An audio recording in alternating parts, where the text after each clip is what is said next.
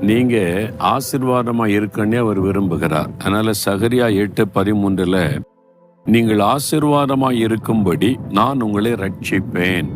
அதனால பயப்படாதீங்கள், உங்கள் கைகள் திடப்பட கடவது. பயப்படாதங்க, நீங்கள் ஆசீர்வாதமா இருக்கும்படி உங்களை ரட்சிப்பேன்.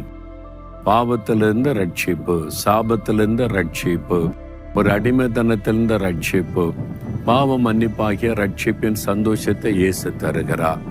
எதுக்கு அந்த ரட்சிப்பு? வெறும் பாவத்தை மன்னிச்சிட்டு விட்டு விடுவதற்கா? நீங்கள் ஆசீர்வாதமாய் இருக்கும்படிக்கு. ரட்சிப்பு என்ற வார்த்தைக்கு என்ன அர்த்தம் தெரியுமா? ஒரு முழுமையான ஆசீர்வாதம், பெர்ஃபெக்ட் பிளஸ்ஸிங் என்பதாக அர்த்தம். அதுல பாவ மன்னிப்பு, அப்புறம் சரீர சுகம், உலக ஆசீர்வாதங்கள், ஒரு குறைவில்லாத சந்தோஷமான ஒரு வாழ்க்கை. அதுதான் ரட்சிப்பு என்கிற வார்த்தைக்கு அர்த்தம். இயேசு